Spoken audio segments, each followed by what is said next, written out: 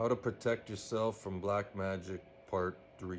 You know, it really blows my mind ever since I found out in the last few years just how prevalent black magic is. Up until 2014, I was 34 years old and I thought I was just a normal person. And then the next thing I know, it's like I blink and I'm in the Supernatural show, like one of the characters, like seeing all this crazy shit. And I'm like, the fuck is what just happened to my reality, right? And it does it blow my mind just how much black magic I've personally experienced. But when I share my experiences, whether it's with this demonic, silly witch that I was working with that had her own son commit suicide, or the woman who put arsenic in my drink that was sending me death spells that unfortunately had to kill her own dog, which is really sad because I loved that dog more than I liked her, that's for sure.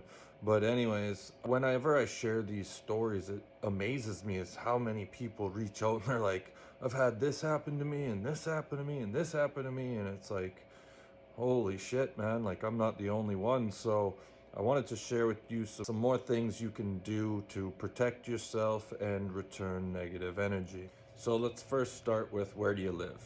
Do you live in a house? Do you live in a condo? Do you live in a townhouse? Depending on where you live is going to determine what you can actually do, right?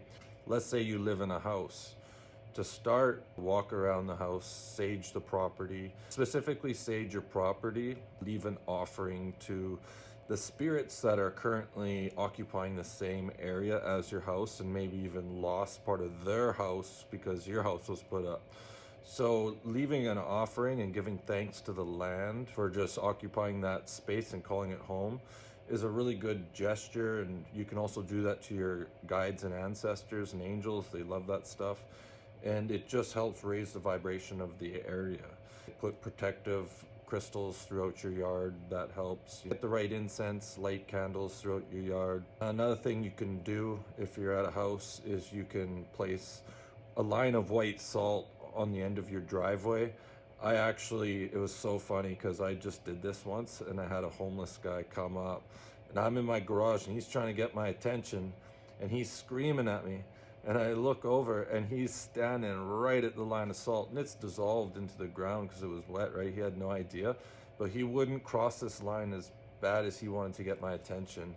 And so I've seen it firsthand, but you can also do that along every door of your house, leaving pillars of salt on each corner of your house. Ever have mirrors facing your bedroom? Apparently there's people who can place their consciousness through the mirrors, and they're also portals, so entities can come through, and when you're sleeping you really don't want that.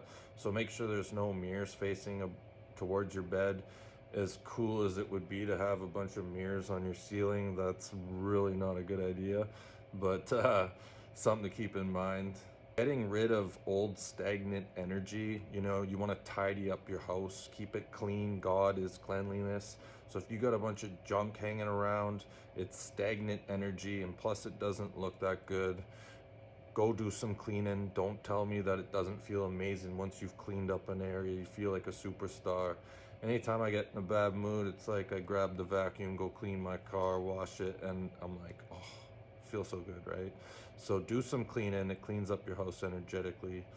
And also getting rid of old clothing, old artifacts, because if you owned a jacket that you really like, I've thrown out like 5 and I still got a couple more, but I'm kind of having a hard time letting them go, even though I know I need to. They're just that nice. So get rid of your old clothing. If you've been through some healing journey, if you're the exact same person you were 3 years ago, then you don't have to worry about it, even though, it's still stagnant energy. But if you've been on a healing journey and you're a higher vibration than you were a day ago or a year ago or whatever ago, then getting rid of much older clothing could be very beneficial, because what happens is you get stagnant energy and it's lower vibration, and that can help other entities that you don't necessarily want to be around. So that's just another way to protect yourself. When it comes to the shades, I've had so many people sending me death spells and black magic that I've got to the point where I'm like, okay, the eyes are the windows to the soul, and I don't feel like everybody deserves to see my eyes. And not only that, I've had certain individuals from the other side come to me as perfectly clear images, because I've been shown that these individuals are much higher vibrational, and us as humans are lower vibrational. So if they were to appear to us as a more detailed form, our energy has more of an effect on them. So they, don't necessarily want to show themselves. So this is why I choose to wear the glasses on my videos. It's for protection mostly. I do have sensitive eyes too, so I'd be squinting most of the time with the light in my face. So that's another reason.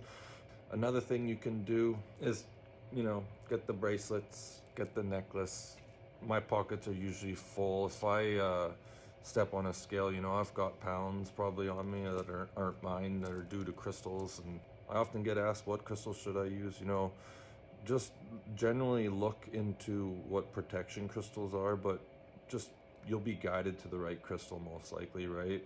And last but not least, for how you can return or protect yourself from black magic part 3, one of the most effective ways is open up your heart and be more loving.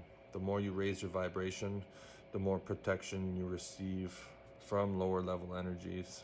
The last thing I heard from the soul of Jesus telepathically before he pulled away on October 20th, 2020, when I was having a shower at my old man's house, was that love is the key.